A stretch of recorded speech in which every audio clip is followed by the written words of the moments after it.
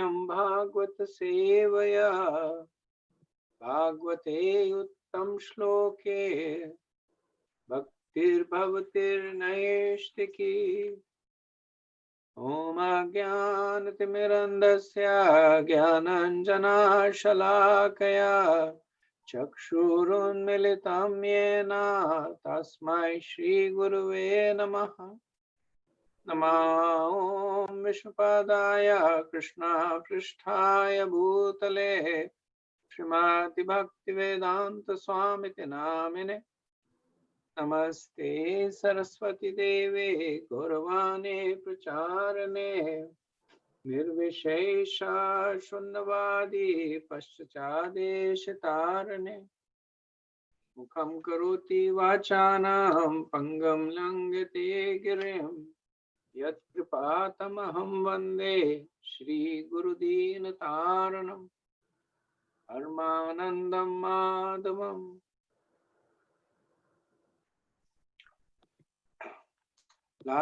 Last week, or rather on Monday, we had finished the 4th chapter, which was Vidur approaches Maitreya. And the chapter is essentially a discussion between Mahatma Vidur and Uddhav. And it ends with Uddhav leaving. So the discussion is happening on the banks of the river Jamuna. And it ends with Uddhav leaving, heading for Badrika Ashram as per the desire of Krishna, and instructing Vidur to go to the banks of Ganges in the region of Haridwar and meet with Maitreya, who would answer the questions that Vidur had placed before Uddhav. So 3.5 is titled Vidur's Talks with Maitreya. The chapter begins with the first 16 verses are mostly questions from Vidur to Maitreya. His interest in the nature of the answers that Maitreya would give. And the later part of the chapter is the description of the process of creation by Maitreya. So without further ado, we will start with the first verse. Sri Sukha Vacha Dwari Dyunadya Rishabha Kurunam Maitreyamasinam Agadabodham Kshato Pashratyachuta Bhavasiddhaha Paprachashashilya Gunabhitraptaha. Sukadeva Goswami said, Vidur, the best amongst the Kuru dynasty, who was perfect in devotional service to the Lord, thus reached the source of the celestial Ganga river, Haridwar, where Maitreya, the great, fathomless, learned sage of the world, was seated. Vidur, who was perfect in gentleness and satisfied in transcendence, inquired from him. So the first 9 verses are specific questions that are asked by Vidur to Maitreya. And essentially Vidur will ask questions about the creation of this universe that is filled with happiness and distress.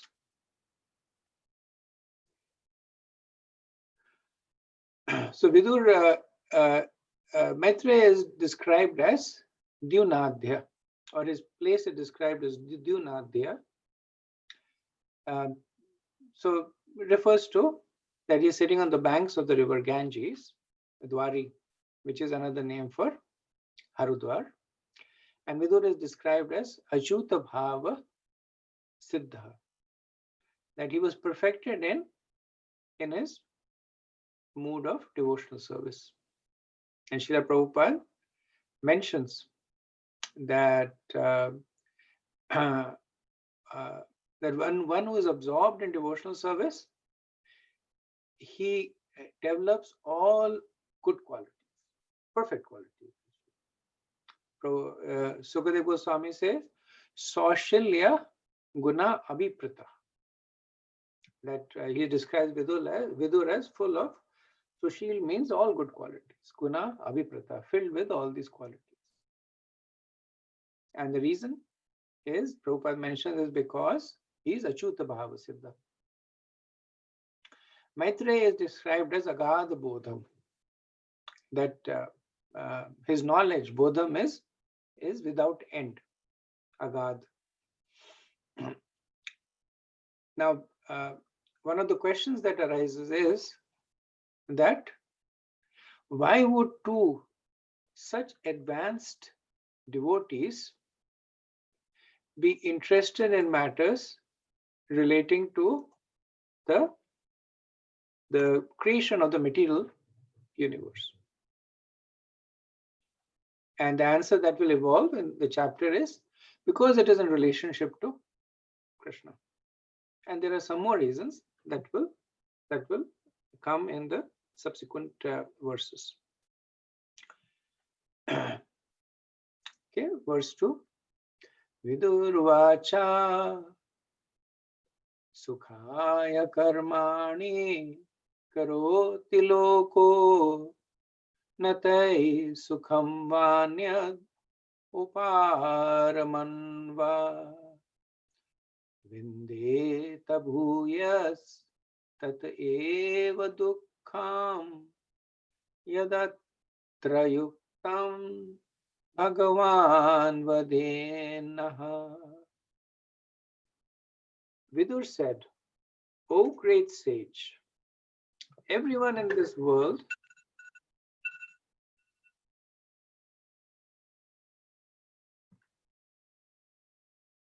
just 1 minute.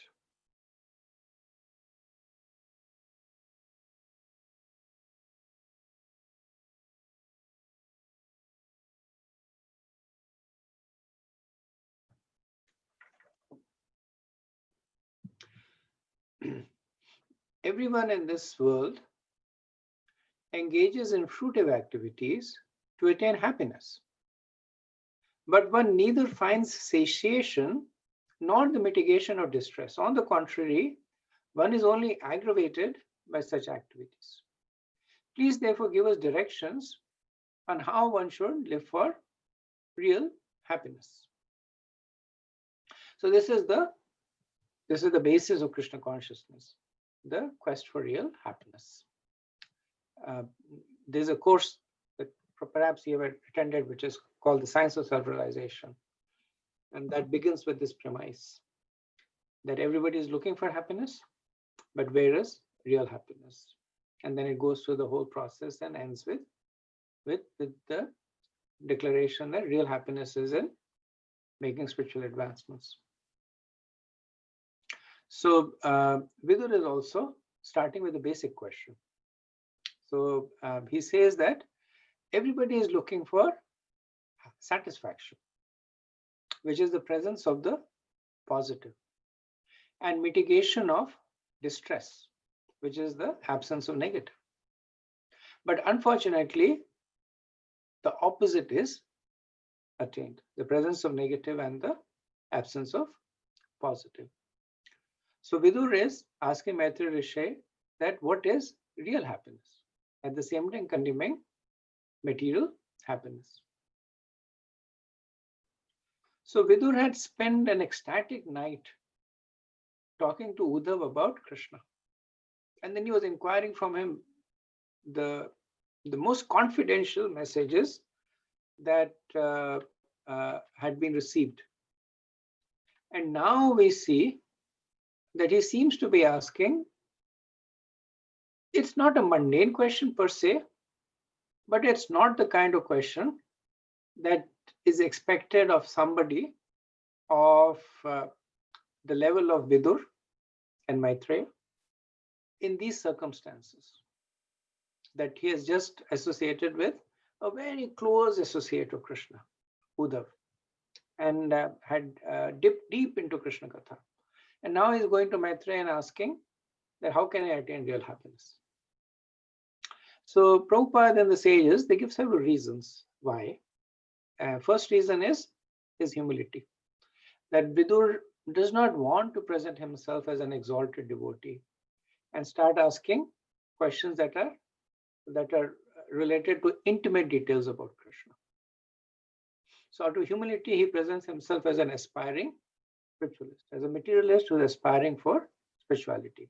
That is the impetus that a lot of materialists take to why a lot of materialists take to spirituality, because they're looking for happiness, for the right thing in the wrong places, and they start inquiring about it.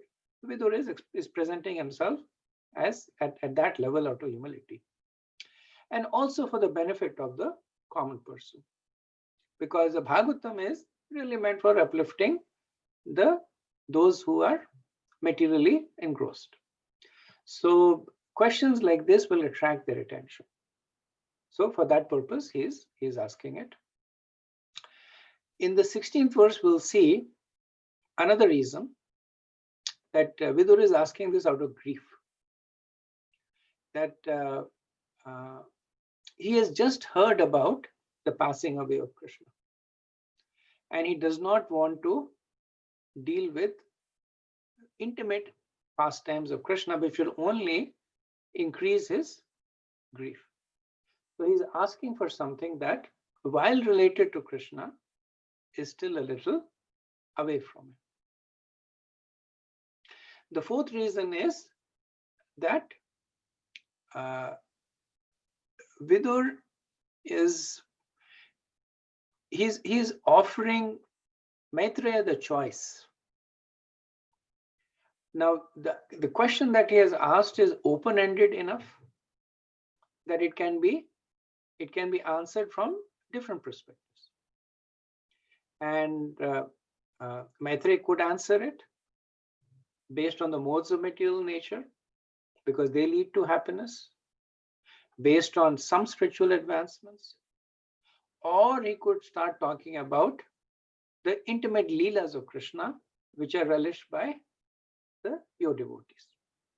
So he's asking a question that lets Maitreya choose out of respect for Maitreya, and also because, which is the fifth reason, because of diplomacy. That previously he had heard Uddhav indicate that while Krishna had spoken confidential knowledge, parts of that knowledge were not revealed to Maitreya. So he does not want to put Maitreya on a spot and start asking him questions that are beyond his realization. So he's asking this question that Maitreya can definitely answer based on just Gyan, based on knowledge, but he could also answer based on a much more advanced realization. But he does not want to force Maitreya into a situation, into a position that he may not be in. And the final reason that is given is that Vidur knows that the confidential knowledge of Krishna is not revealed by the process of inquiry. There must be preeti. There must be confidence that the person is ready to receive that knowledge. So Vidur is trying to attract the mercy of Maitreya. That I'm fallen, I'm sincere, I am if you consider me suitable. So he's not staking a claim that Maitreya, give me this knowledge. But out of humility, he is presenting himself as a candidate that Maitreya may evaluate as a suitable recipient of his mercy. So these are the 6 reasons that are given for Vidur starting off. He will ask more questions later, but starting off in this mood. 3rd verse. Janasya Krishna Vimukhasya Deva Adharmashilasya Sudukhetanasya Anugrahiye Charanti Nunam Bhutani Bhavyani Janardanasya. Oh my Lord, great philanthropic souls travel on the earth on behalf of the Supreme Personality of Godhead to show compassion to the fallen souls who are averse to the sense of subordination to the Lord. So, as we know, Vedic etiquette is that when you place a question before a superior, you also pray to the qualities of the superior, to glorify the superior. So there has to be genuine gratitude and genuine glorification. So Vidur here is indirectly glorifying Maitreya.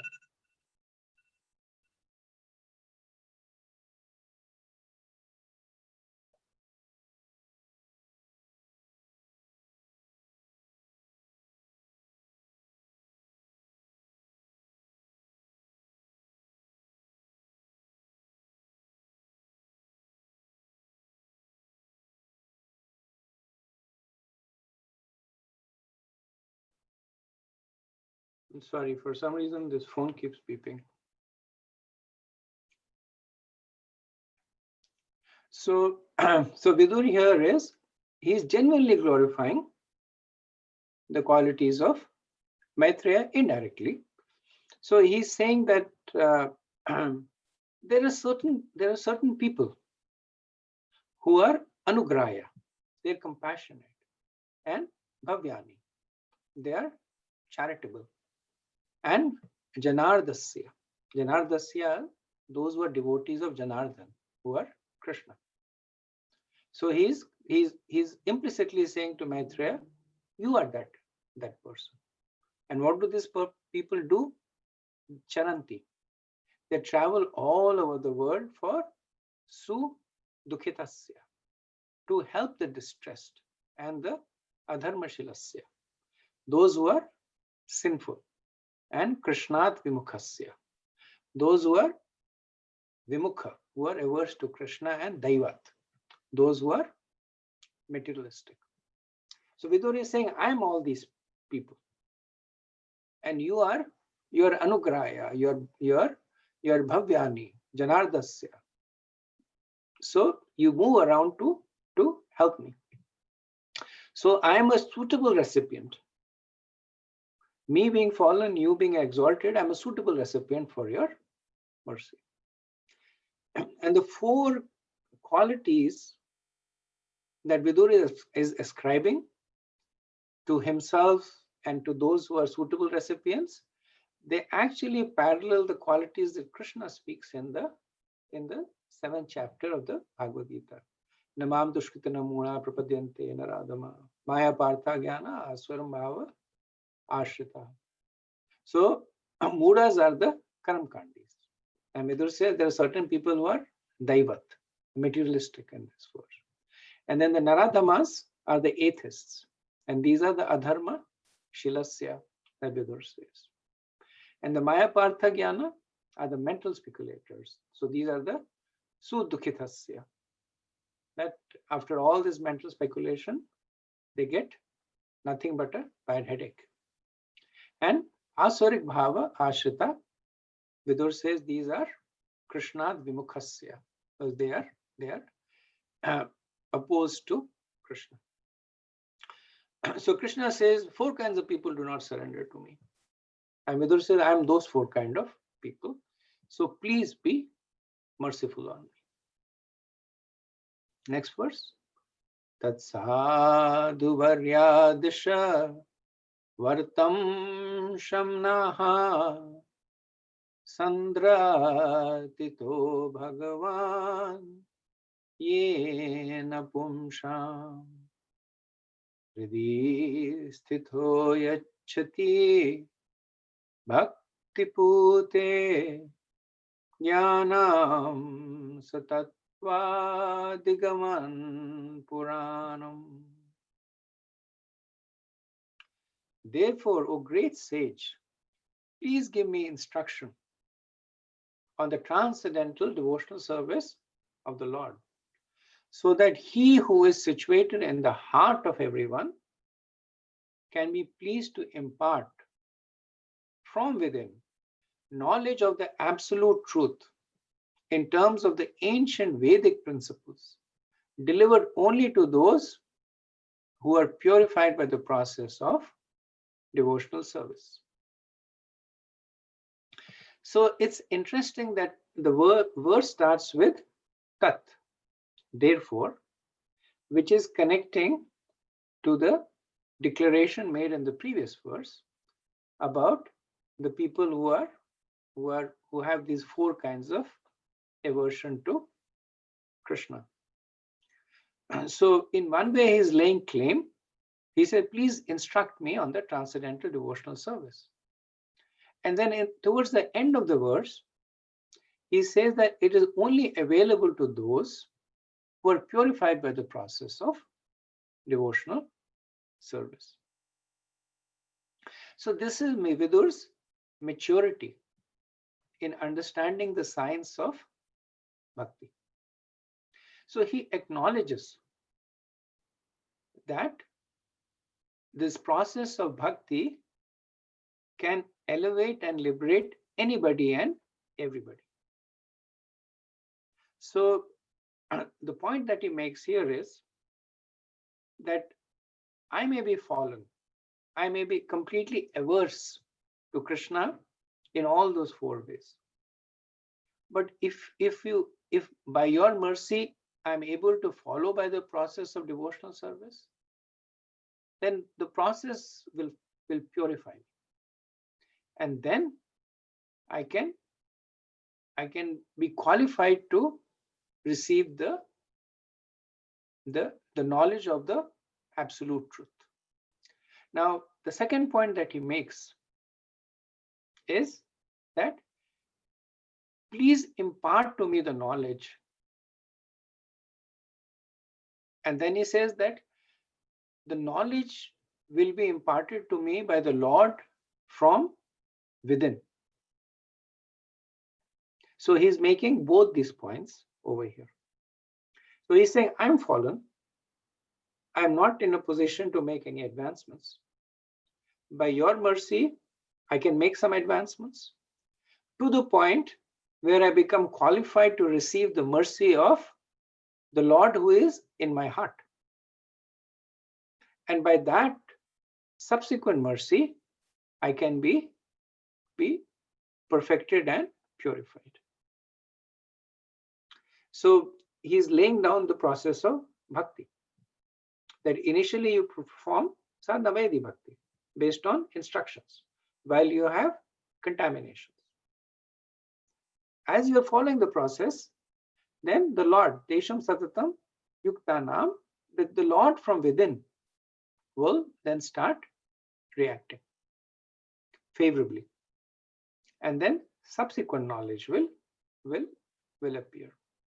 So this point, same point is made in the first canto, second chapter, 12th verse, where it says that the seriously inquisitive student or sage, well equipped with knowledge and detachment, realizes the absolute truth by rendering devotional service in terms of what he has heard from the Vedanta Sutra. So he is requesting Maitreya to Adish. So Adish is Adesh. That give me, instruct me. Tell me what to do on Jnanam Tattva. So Jnanam Tattva over here is the science of bhakti, which he says is Puranam. So Puranam means that it's been practiced since time immemorial. Vishwanath Chakravarti says this, that Vidur is saying, don't tell me any of these new age philosophies like Mimamsha. I need the Adif Gyan, the original knowledge. And Puranam also means Purna. That give me that knowledge that is complete, that covers everything else. Verse 5. Karoti karmani kratavataro yanyat matantro bhagavan striyadishah yatha sasarjagra idam niriyaha samstapya vritim jagato vidate. O great sage, kindly narrate how the Supreme Personality of Godhead, who is independent, desireless, Lord of the three worlds, and the controller of all energies, accepts incarnations and creates the cosmic manifestation, which, with perfectly arranged regulative principles for its maintenance. So the next 5 verses, from 5 to 9, are all connected to the word Adisha. So everything should be read as please instruct me, O great sage. So the connection is implicit. So Vidur in this is asking his questions. So he established his credentials or lack of credentials. He's established Maitreya's credentials.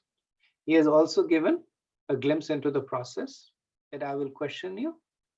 By your answers, I will be inspired to commence the process of bhakti. I will get purified by the process, and then the Lord from within will reveal and I will get purified. Now he is beginning to ask his questions. That why does Atma Tantra? So Atma Tantra means one who is Swarat, fully independent. Bhagavan, personality of Godhead, who is Niraha, who is fully desireless. So why does he Krita Avatara? Why does he accept incarnations? To be known as Trayadisha. So Trayadisha is the 3 Purushavatars, the Karnodakshaya, Garbhodakshaya, and Shodakshaya Vishnu. For what purpose? Samsthapya. For the purpose of creating the material universe. Not only does he create it, but he also makes arrangements for vritim, for its ongoing sustenance. He takes care of that also. So Vidur is beginning to ask about the process of material creation. Why does Krishna become Lord Vishnu in the specifically the Purushavatars? For the purpose of the material creation. Srila Prabhupada says that the Lord is independent and desireless. He does not create the material world for his own satisfaction, as we create our household affairs to fulfill our material desires. Actually, the material desire is created for the illusory enjoyment of the conditioned souls, who have been against the transcendental service of the Lord since time immemorial. So one thing that you will notice here is, it's a theme that is there, that Srila Prabhupada answers the questions ahead of time. So the answer that Prabhupada gives will be revealed by Maitreya later on. And in some cases, the answer will be given several chapters later on. Srila Prabhupada gives the answer right then to a great extent because he's aware that we are not going to be able to correlate the question with the answer. So the answer comes 15 verses later or 2 chapters later. But unfortunately, alarm keeps going. But unfortunately, the answers are not given that way, that question 5 section A is now being answered, or this is answer reference to question 5 to 7. So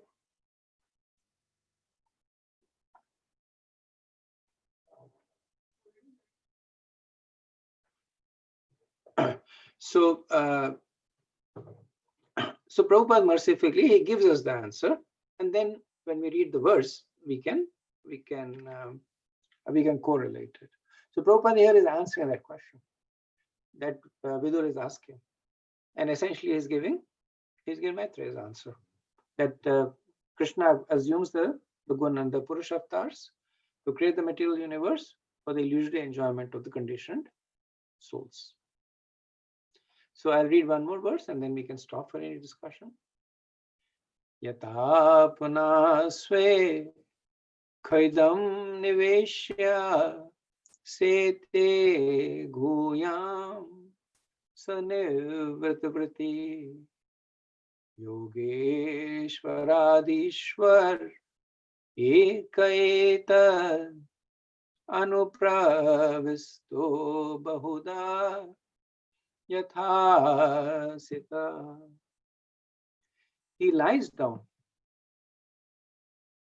on his own heart, spread in the form of the sky, and thus placing the whole creation in that space, he expands himself into many living entities, which are manifested as different species of life. He does not have to endeavor for his maintenance, because he is the master of all mystic powers and the proprietor of everything. Thus, he is distinct from the living entities. So the question is about creation, and it's a repetitive question. So it's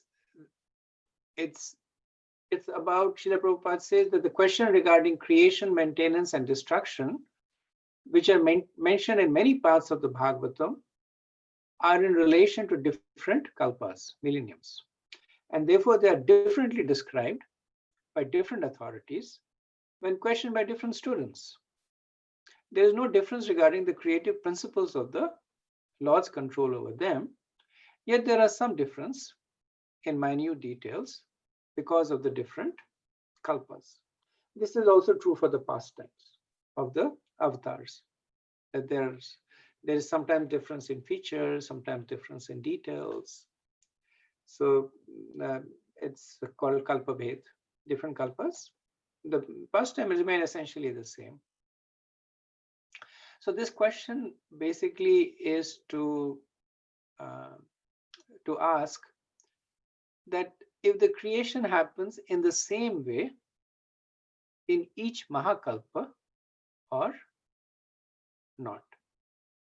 So Vidur is asking about Mahavishnu, that he sleeps in the causal ocean, that is Guyam, that is mysterious. And he's also asking about Garbhodaksha Vishnu. So Prabhupada, in the purport, he talks about the aspect of the question from the perspective of Garbhodaksha Vishnu, that the Virat Roop that appears in the material universe. And the distinction, of course, is made between Krishna and the Jivas, that he does not need any maintenance. Krishna does not create this universe so that he has shelter for himself. He does not create the ocean because he needs a place to lie. All this is being done for the Jivas. This point will be made over and over again. The difference between Krishna and the Jivas in terms of the need for support. Okay, let me stop here and see if you have any comments so far.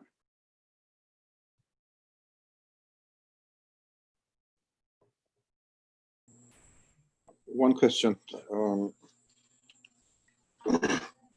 In the in the beginning, you mentioned some reasons, 6 reasons you give why Vidur did not immediately ask Maitreya about the Lord. I noticed in the purport only Prabhupada talks about humility, and I'd like to hear the other 5 reasons. I just missed it. I just like to make a note of it.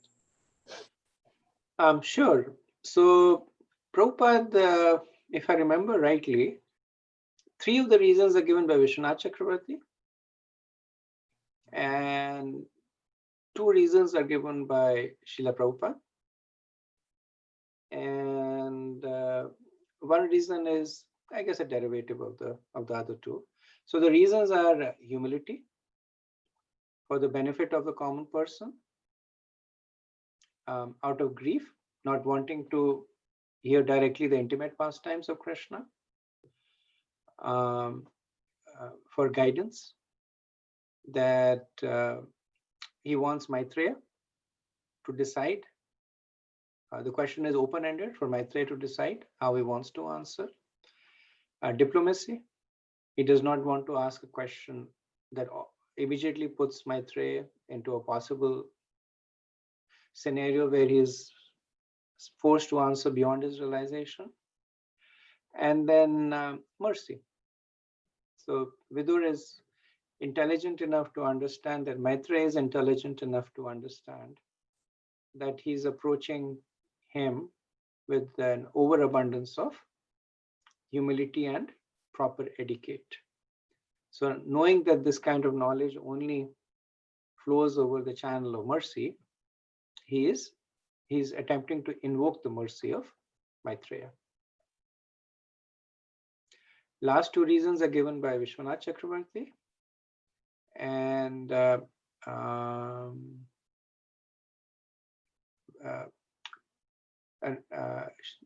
first 2 reasons are by Prabhupada in the purport of the 2nd verse. The 3rd and the 4th reasons are given by Prabhupada in the purport of verse 16, same chapter.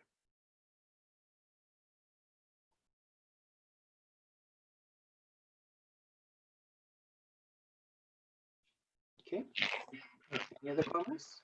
Hare Krishna Prabhuji, like the questions here, like asked by Vidur, like he's asking one question, but his mood is with so much of the deeper background. This, I'm seeing more and more as I'm hearing from you, like with Draupadi when she was talking with all the reasons why not to kill Ashwadhama. It gives the feeling that like they don't, you know, or they can't plan every word of it what they speak. Maybe because of the depth of the personality, they speak naturally like that. Correct me if I am wrong, but because we lack such depths, when we hear from senior Vaishnavas, uh, like sometimes it feels like suppose I am asking some question. To you it is little easy for me, but if I ask any new devotee any question, I may ask one question and he gives an answer. At that time I don't even realize that is this exactly the answer. Maybe after some time I will understand, oh, this is why he explained this part. So what we have to keep in mind when we are asking questions and how to hear from them, because we generally not having that depth. Like uh, Three things: genuine, relevant, and actionable. So one should ask questions because you're genuinely interested in the question, not for other reasons like testing the person or showing off your own level of understanding that I know so much, so let me ask a question that shows that I know so much. So genuine question, relevant to the subject matter that is being asked, and actionable, probably the most important. Prabhupada would say that inquiry should result in action. So the answer should be something that changes, eventually changes. Now we are not at the platform where every answer is something that we take to heart and take action on it. But actionable means that we have a desire to take action on it. Okay.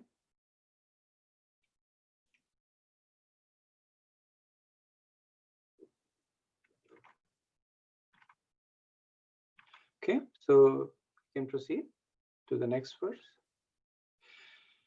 Verse 7.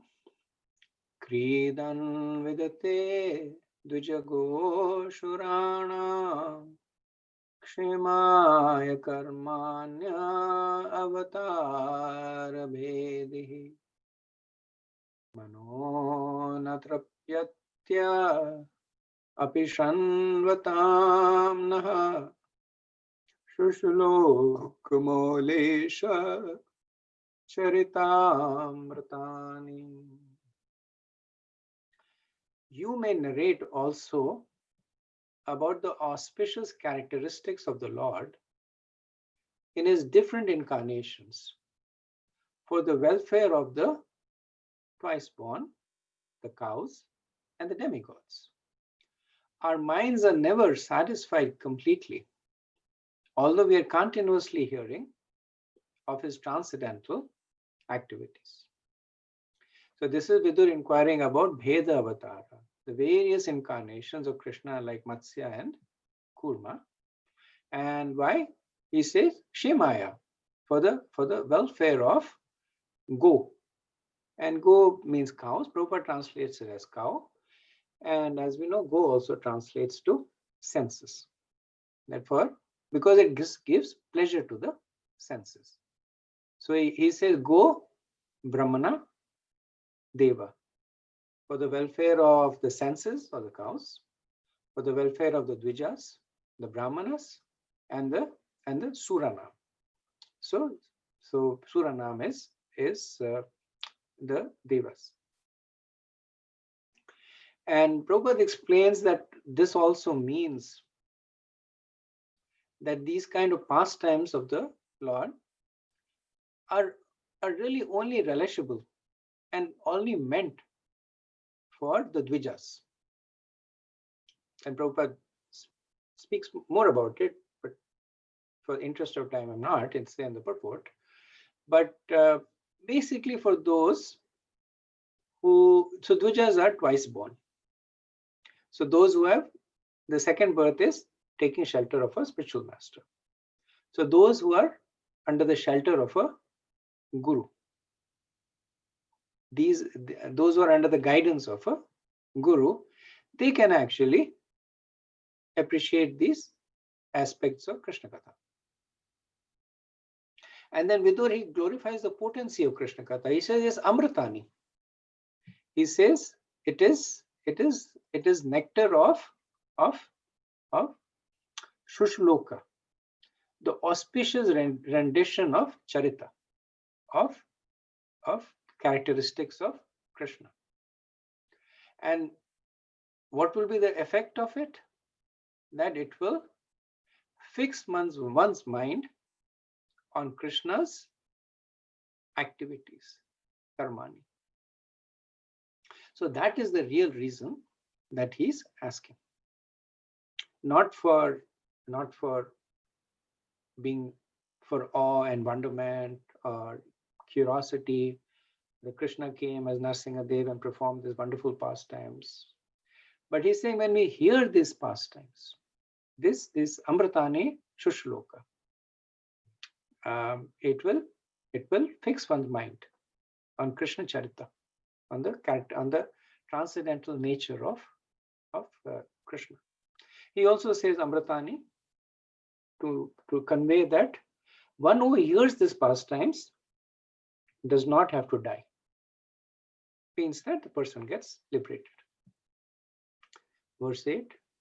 Yais tatvabheder adilokanato Lokan lokan sahalokapala achiklapadyatra isarvasattva nikaya bhedo dikrata pratitaha.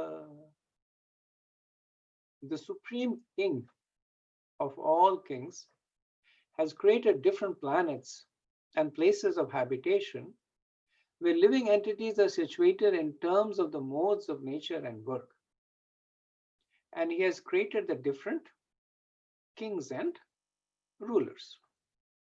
So Vidur is referring to Krishna as Adilokanath, the king of all the planets, and is inquiring about the creation of each of these planets. So he says that from Alokan. So Alokan means the lower planets to the Lokapalans, the ones that are the topmost, that are ruled by the Lokapatis, the Lokapalans. And he says all these planets are occupied by different grades of living entities. If you notice the verse, then you see that Vidur is using two seemingly contradictory terms. So he's saying, he's using the term he, which is certainly, and pratita, which means it appears, to describe sarvasattva, the universal existence of the living entities, Nikaya. So he's saying that certainly it appears that there is the universal existence of these living entities. So contradiction, apparent contradiction. So this certainly refers to the fact that the jivas are sarvagata, that they exist everywhere. The pratita, or the so appears, refers to the reason why they are distributed in this manner. Why do some jivas take birth in the heavenly kingdoms and some of them in the hellish planets?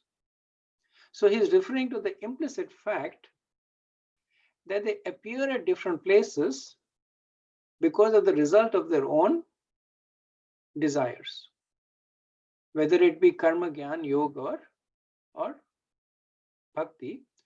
They're all being sustained by yahi tattva, by Krishna. So that is what he is inquiring about also. The jivas are appearing all over the universe. That's the nature of the soul, sarvagata. But they seem to be, are they distributed randomly? Or there is a reason why somebody takes birth in Brahmalok and somebody takes birth in Patal. And the implicit state understanding is that they are, why do they appear to be distributed like this? What is going on? Can you please tell me that? Okay, next verse 9. Yena prajanam utatma karma rupabdhi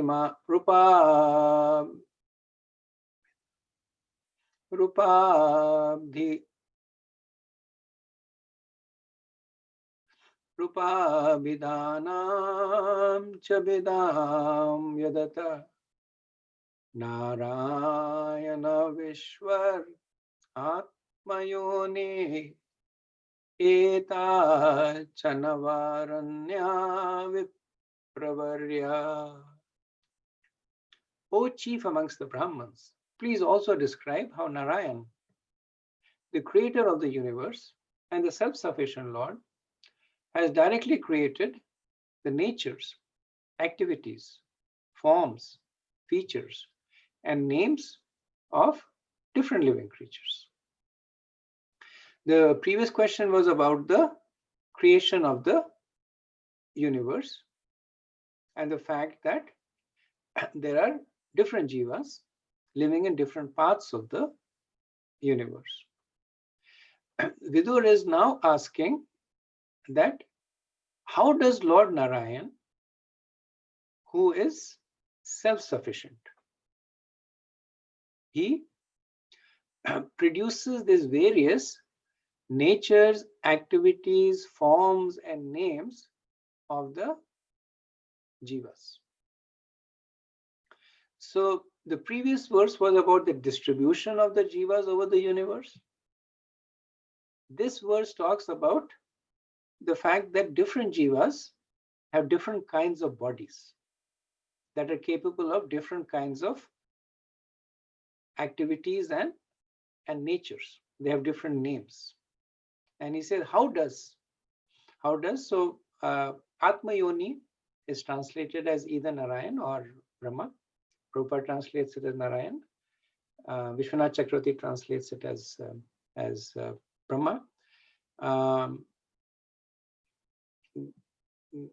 Because these questions are all directed towards the activities of Krishna, the translation of Narayan is probably more relevant.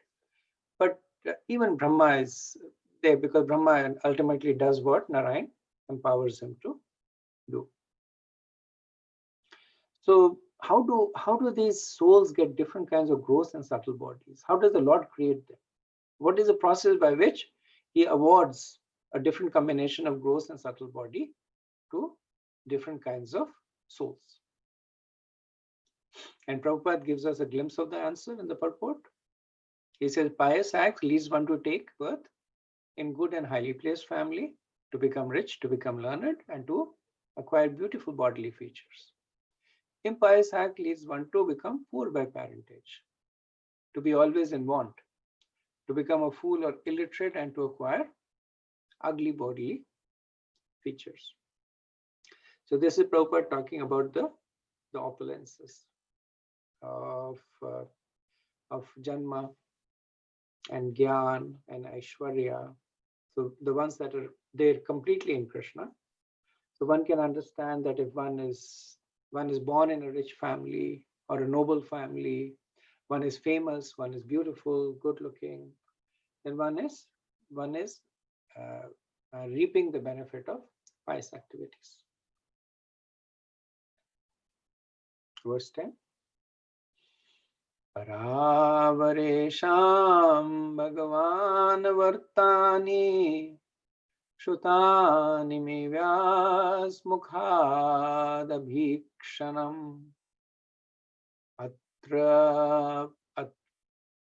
Atra Punumna Kshula Sukhavhanan Teshan Riti Krishna Katham Rataogat. Oh my Lord, I have repeatedly heard about these higher and lower statuses of human society from the mouth of Vyasadeva, and I'm quite satiated with all this lesser subject matter and their happiness. They have not satisfied me with the nectar of topics of Krishna. So Maitreya might here say that you're the son of Srila Vyasadeva, and he is the foremost authority in the Vedas. And so I'm sure you have received instructions and guidance from him. So Vidur said, I have, but not happy about it. So he's talking about his interest in Krishna Katha. Now, he is not trying to diminish the position of Srila Vyasadeva. He is diminishing his own position. So when he says the higher and lower statuses of human society, what is he talking about? Varnashram. So he said, yes, because that was my interest. That's what Vyasadeva told me. about Varnashram Dharma. And he says, I've heard enough about it. I'm satiated with the lesser subject matters and the happiness. So this is the happiness that comes from the mode of goodness, which is by following the Varnashram Dharma.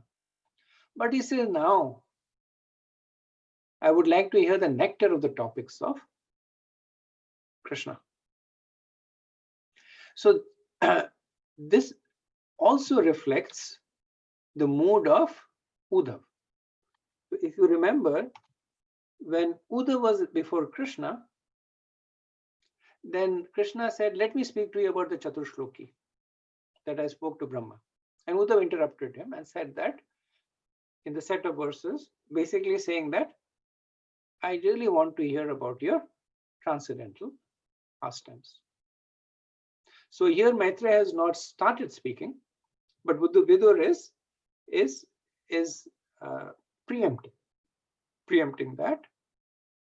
And he says that Shrutani Vyas Mukhat Abhikshanam, that I've heard these topics about the Chatur Purusharthas and Atrupumna, that I am satisfied with that knowledge. But he says that unfortunately, Kshula means very little. Sukha avanaham tesham, that it has given me very little happiness. Why? Because they are rite amrit aghat, that they are without the nectar of Krishna Katha. So now Maitreya may say, but you have just spent a whole night listening to Krishna Katha from Uddhav, who is my superior. So Prabhupada, he kind of steps in on behalf of Maitreya, and he explains this to the analogy of the burning of a fire. So when a fire burns, then it consumes its fuel rapidly. And the stronger the fire burns, the more fuel it demands. And that is the nature of Krishna Katha. That when one hears Krishna Katha, then the eagerness to hear Krishna Katha increases. So just like the fire is not satisfied by the fuel, it won't say that, okay, now I have enough fuel, I'll burn for the rest of the day. So the devotee is not satisfied with Krishna Katha. So if Maitreya would have said that, then Vidur would have said, yes, I heard from Uddhav, and that is why I want to hear more. And Prabhupada says that there are two important Krishna Kathas in this world, the Bhagavad Gita and the Srimad Bhagavatam. The Bhagavad Gita is Krishna Katha because it is spoken by Krishna. The Srimad Bhagavatam is Krishna Katha because it is spoken about Krishna.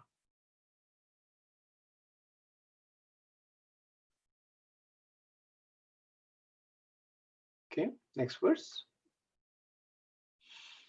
Kash tripnaya tirtapado bidana satre shubha shurubhiridyamana yah karnanadim purushasya yato bhava pradam geharatim chinnati.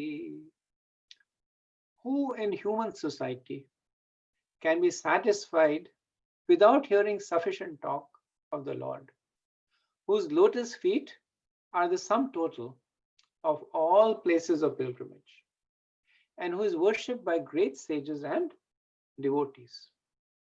Such topics can cut off one's bondage to family affection simply by entering the holes of one's ears.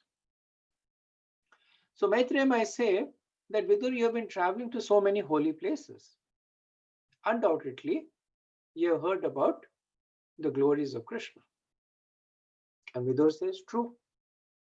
But the nature of the hearing of the glories of Krishna Katha is that it only increases one's desires. So Vidur is glorifying Krishna Katha for two things. That all the places of pilgrimage are situated at the lotus feet of the Lord. And hearing their glories is more relishable than visiting all the dhams. So the places of pilgrimages are special because, not because there is a river over there that you can take bath in, or there is a tree there that you can see. The real reason is that all these things, they act as catalysts for Krishna Katha. That when you go to the river, then you hear about the pastimes that happen with relation to the river or the tree. If you go to Vrindavan and then you go to the Kali Daman Ghat, there is no river over there because Yamuna has shifted course. And there's not even the tree over there. There's one tree that they say probably is, but nobody really thinks that it's a 5,000-year-old tree. But even then, if you sit down there, I remember when we went over there, we all sat down and then we heard the Kaliya Daman Leela. And that was relishable. And the second glory of the Krishna Katha is that even if you don't want to travel to all the holy dhams, simply by hearing Krishna Katha, you are visiting all the dhams. Krishna Katha also provides material detachment. So material engagement is described as bhava pradhan, that which pradhan means that which gives you, and bhava means repeated births and deaths. And the effect of Krishna Katha is geha ratim chinnati, that it destroys the attachment of material life. So Vidur is glorifying Krishna Katha from both these perspectives. That it gives you spiritual attachment and it gives you material attachment. Spiritual attachment, why? Because they're non-different from holy dhams. They are more, in fact, powerful than holy dhams because when the sages were sitting in Naimisharanya, they were traveling all over the universe, visiting all the holy dhams through Krishna Katha. And the second is that it is geha rathim chinnati. That when you hear Krishna Katha over and over again, you naturally develop material attachment. So Prabhupada says that the mundane qualities do not allow a living entity to understand his real position. The qualities of both ignorance and passion strongly bind one to the illusory bodily conception of the self.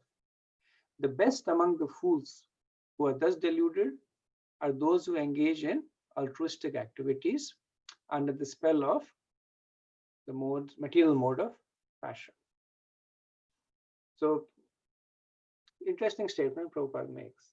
And he says there are all kinds of fools.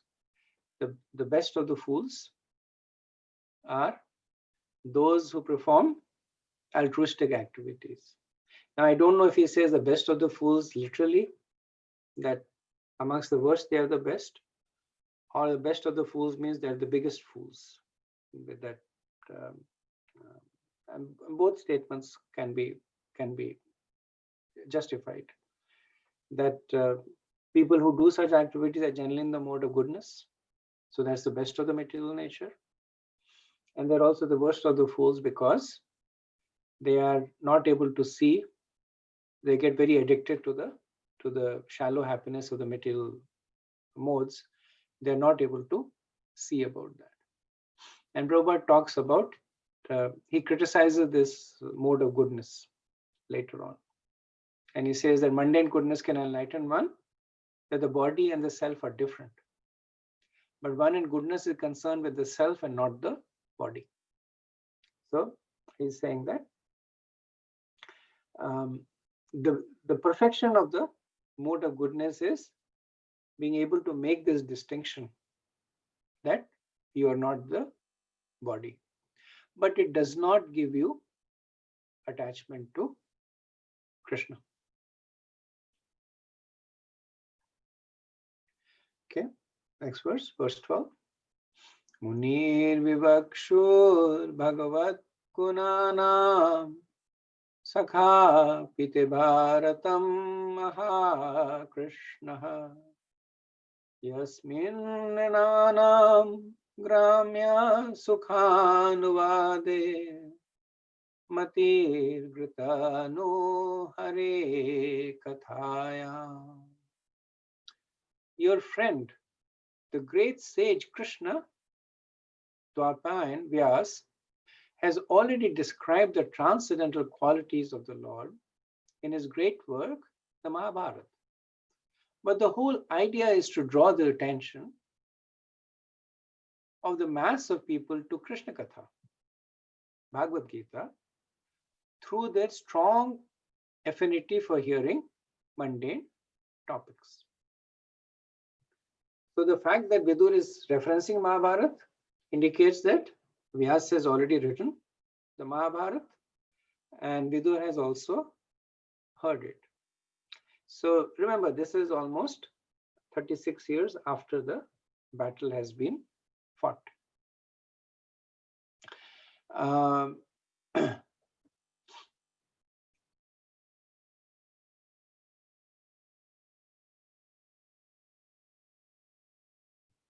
So Vidur here he's again making the same, preempting the same objection from Maitreya, that you are a son of a glorious father. And he has written Mahabharata, which is saturated with Krishna Katha. So he's saying yes, but the purpose of Mahabharata is that it offers a lot of mundane topics, because people in general have interest in mundane topics, and through that Srila Vyasadeva attracts the people to Bhagavad Gita. Srila Prabhupada makes this point that Vyasadeva wrote Mahabharata just for the sake of Bhagavad Gita. That people read Mahabharata, and by reading Mahabharata they read the Bhagavad Gita.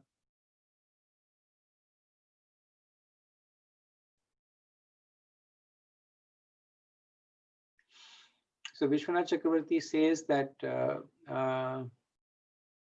in Itihas Samuchaya, it is said, what result can be obtained by describing the lust of lusty, the greed of greedy men, except to send them in the darkness of a well. In the Mahabharata, lust and greed are described to purify people's heart and are moreover condemned by stories with pure meanings.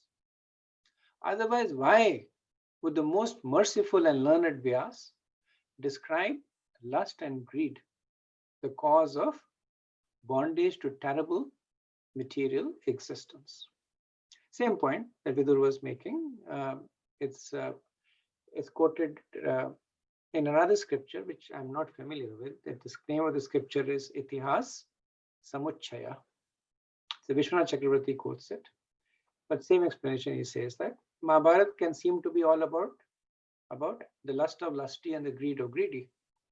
But then in the stories you see that those who are pious, they win. Those who are sinful are vanquished. So that is one level of instructions. And don't be Duryodhan. Be like Arjun or Yudhishthir. And the deeper, again by Prabhupada, that essentially the Mahabharata is written so that people read the Bhagavad Gita. And when they read the Bhagavad Gita, they will say, where else can I hear more about the speaker of the Gita? And then they read the Bhagavad. Okay, next verse. Sashadadanasya vivardadama viraktimanyatra karoti pumshaha hare padanusmriti nivratasya samsara dukhapyam ashudate. For one who is anxious to engage constantly in hearing such topics, Krishna Katha gradually increases his indifference towards all other things. Such constant remembrance of the lotus feet of Lord Krishna by the devotee who has achieved transcendental bliss vanquishes all his miseries without delay. So Vidur is continuing the process of purification.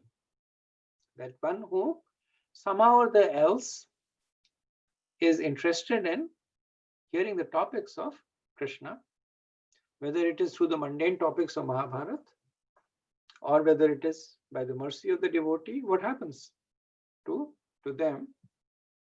So he talks again about the two things, that he becomes indifferent towards all other things. So material detachment, and that he achieves transcendental bliss at the lotus feet of Krishna. So all this is driven by Shraddha Danasya, that this journey is one of increasing faith. Now, increasing faith does not necessarily mean increasing attachment. In the initial stage, it results in Vivardhamana Virakti. In the initial stage, it results in material detachment. That itself is a symptom of faith. That I have faith that this is not where I'm meant to be. So you develop Vivratmana Viraktam Anyatra in other things, like the Chaturpurusharthas. And while it is destroying this material happiness, it is also giving nivritasya. It is also giving bliss because of the eagerness to engage. Hare Padanusmriti. So Anusmriti means constantly meditating on Hare Pada, on the lotus feet of the Lord. And Vidur says both these processes are simultaneous. He uses the word ashu. Ashu means immediately. It's not that one has to go through a long process of nivritasya. I'm sorry, a long process of viraktim, and then the nivritasya will manifest. Both of them will happen. Ashu will happen immediately and quickly. In the purport, Srila Prabhupada comments on the example on the importance of Shraddha Danasya, or hearing with great faith. And he gives the example of Bhagavad Gita. That one who studies the Bhagavad Gita with faith offers himself to Krishna. Those who are speculators, they derive absolutely no benefit from it.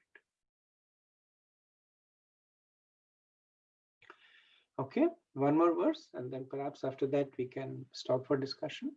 Verse 14. Or maybe we'll do two verses and then we'll stop after that.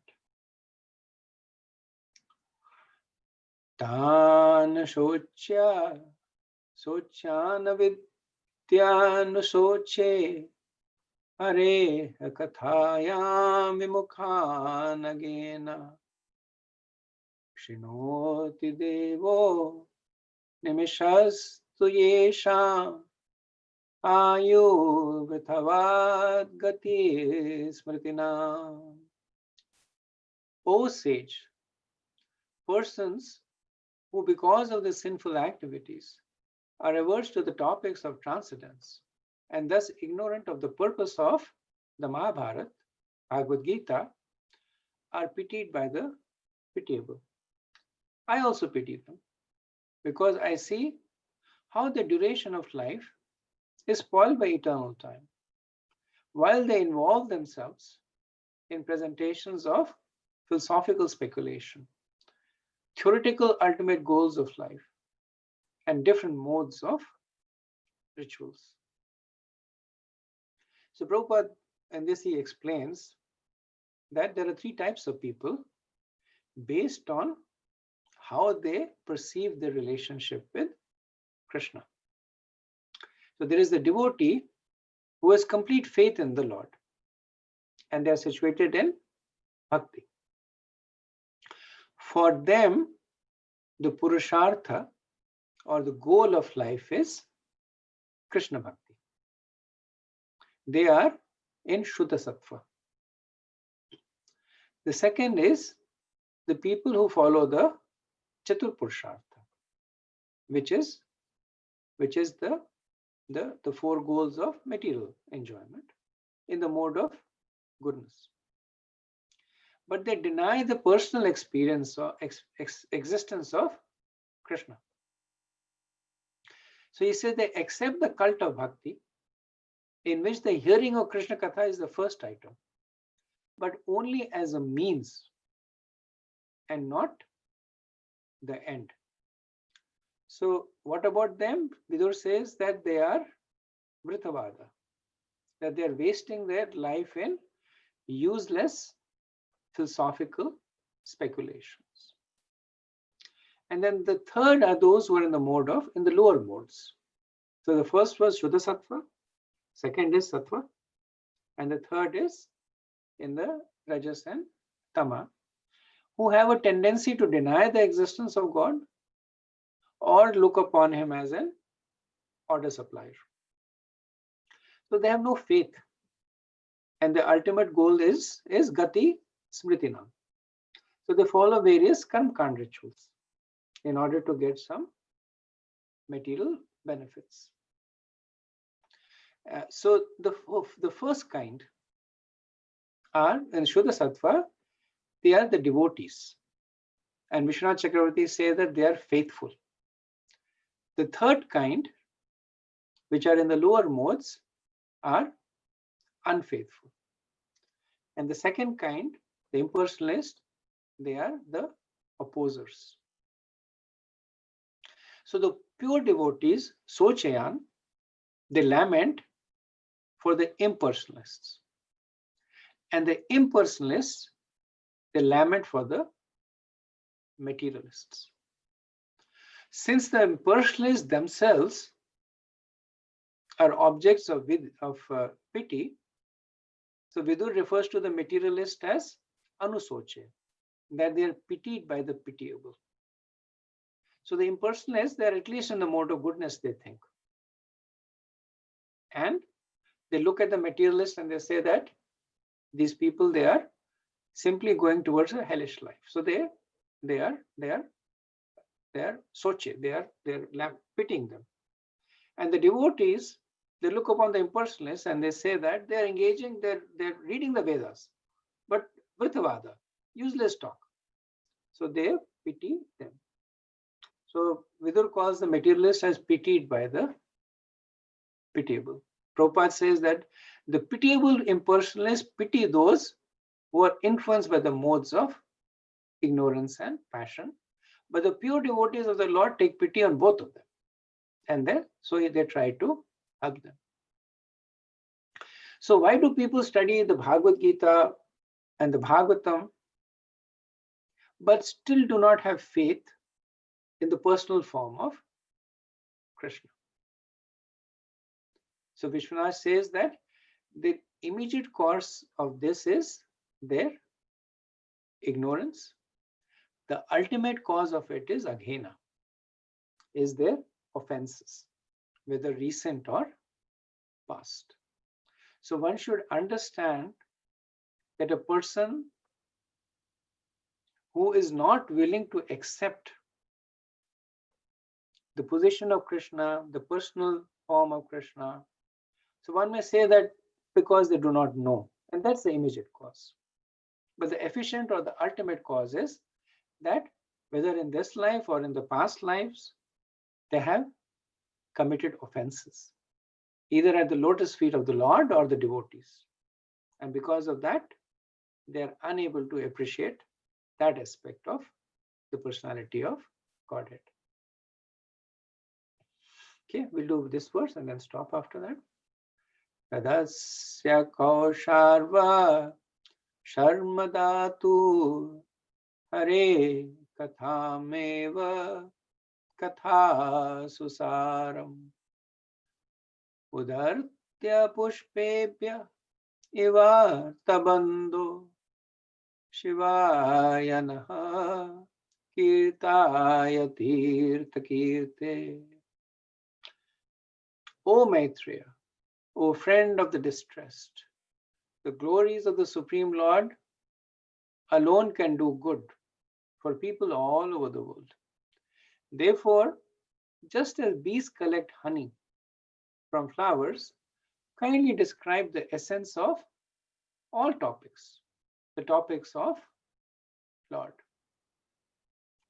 So, Vidur was not talking about the impersonalist and the materialist just to make fun of them or condemn them, saying that they're pitiable.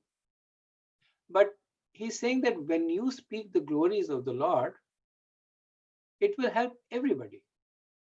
He says that it will do good people all over the world, regardless of what their conception is. And earlier on, Vidur was asking Maitreya to speak as a mercy to him. So until the verse 10th, Vidur was requesting Maitreya that show mercy on me and describe the glories of Krishna. Then from the 11th verse, he began to glorify the potency of Krishna Katha on all kinds of people. So he's saying not only me, but those who are pitied and pitied by the pitied, the most fallen, all of them can benefit. So just like a bee, it gathers the honey from different flower. He's saying that to Maitreya, you be a bee to the flowers of the Vedas. So the bees extracts the nectar from the different flowers. So he's requesting Maitreya to extract the nectar of Krishna Katha from the different Vedas and then distribute that nectar everywhere else. So we see that Maitreya is addressed as Kausharva over here, the son of Kusharu. And Prabhupada says that for pure devotees like Vidur, the topics of both the mundaners and the mental speculators are useless in all respects.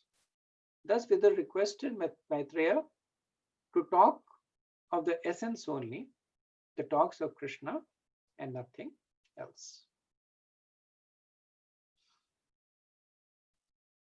Okay, let me pause over here, see if there are any comments.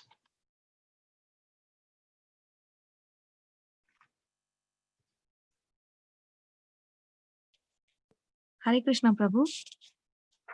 When you were talking about the modes of nature in verse 11, the question that came to my mind was, he's talking about those in mundane goodness cannot understand the real nature of self as a person and their impersonal conception of self. So does it mean, I guess my question is, so those in mode of goodness can understand the difference between body and soul, but it remains on the level of intellect or mind, is that right? And they have no realization of it? That seems to be what Vidur is indicating here, that Okay. those who are in the mundane mode of goodness, if they do not receive the mercy of a devotee, the perfection for them is impersonal realization. So they may not even be to that level. They may just be happy doing pious activities, but the perfection for them is impersonal realization because they do not come in contact with Krishna Katha, or more appropriately, they don't appreciate Krishna Katha.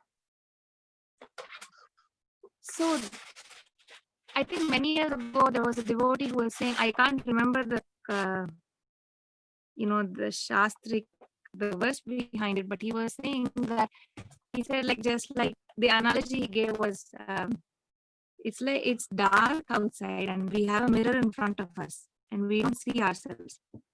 But when the sun rises, the sun of Krishna rises, then we see the sun and at the same time we see ourselves. So kind of like the Krishna Surya Sama verse, but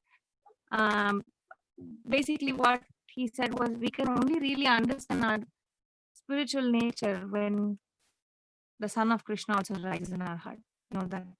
So they both, so I remember him saying that God realization and self-realization happens at the same time. So which is why I'm confused how people can have an impersonal conception of soul without any conception of Krishna.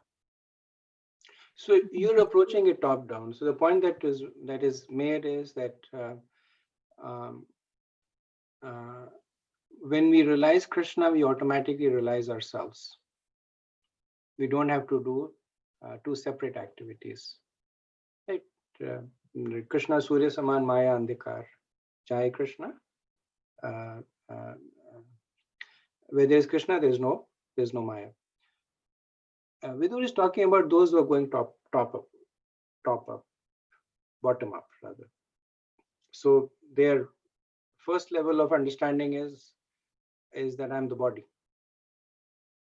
And then by the mode of goodness, they're able to realize I'm not the body, but I'm the soul.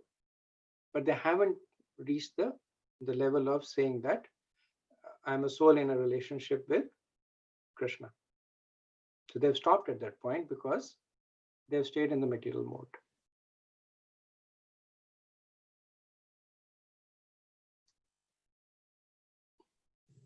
Hare Krishna Prabhu, one clarification. Where is Maitreya Rishi fit? Because Vidur is saying that his friend with Vyasadeva, his father. I think I missed that part. Where does he fit in the hierarchy? He's a disciple of Parashar Muni, who is the father of Vyasa. Oh. So Prabhupada mentions, the Bhurijan Prabhu mentions that, and I don't know what the source is, but one can understand that they may have played together as children.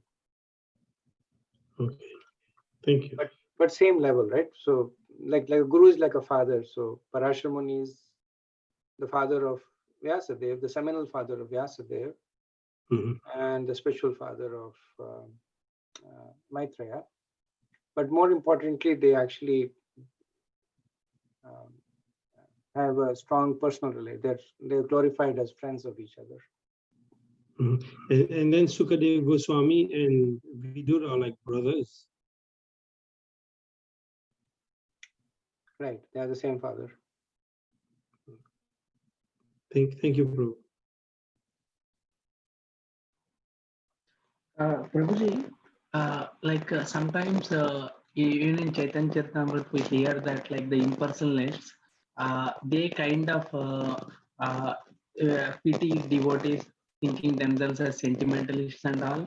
But here Vidur is never mentioning of that. Is it because he wants to establish the superiority of bhakti and devotees over the other, or a real impersonalist will not criticize a devotee? Or so I'm not sure what your question is, that why is Vidur not talking about the fact that impersonalists make fun of devotees? Or is it, the reason, is it because he wants to establish superiority of bhakti and devotees, or because a true impersonalist will understand his position and sits there without criticizing devotees? Is that, or any other reason? I think both the statements you're making is correct. I'm just not able to establish the context that you're saying that Vidur is saying something because of these two reasons. Both the two reasons make sense to me. But what is it that you're saying that Vidur is saying? So maybe I will put my question differently. Like a true impersonalist, not Mayavadis generally. That part I understand. Yeah. So you're saying that So you're trying to divine the motivations of Vidur, that why is Vidur doing something? That part I'm not able to understand. Because he was kind of setting the hierarchy, right? Like devotee, and then impersonalist, and then materialist.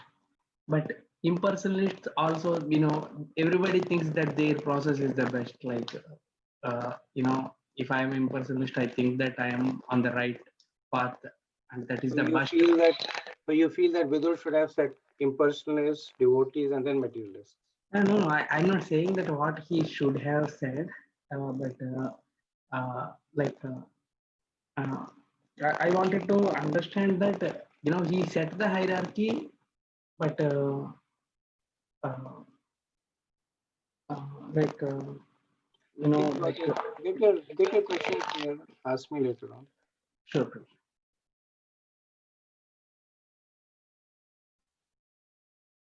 Hare Krishna Prabhu. Thank you for the class. I'm just going back to text number 6. I didn't have a chance to. It's not a question actually. I was just thinking, like it says, the translation says, Krishna lies down on his own heart, spread in the form of the sky, and thus placing the whole creation in that space. He expands himself into many living entities which are manifested as different species of life. It's amazing that how we see the sky is nothing but the Supreme Personality of God's heart, and it encompasses all the whole creation and the living entities. So we consider the heart as the place where there is love and where there is all good qualities. And so here, I thought it is very wonderful. Just making comment, not a question. You're right. It's I think there's a lot of poetry in there, along with tattva also. But yes, there's beautiful poetry there. It's like a painting. Like a painting, yeah. Okay, so if there are no more questions, we'll stop over here. Panchakalpatarupayaschet kripa sindhubhya eva cha patitanam pavanebhyo vaishnavebhyo namo namah. Anant Koti Vaishnav Vrind ki jai. Shila Prabhupada ki jai. Nithai Gaur Premanande. Hari Hari Bol. Hare Krishna. Thank you. Hare Hare Krishna, Hare Prabhu. Bol.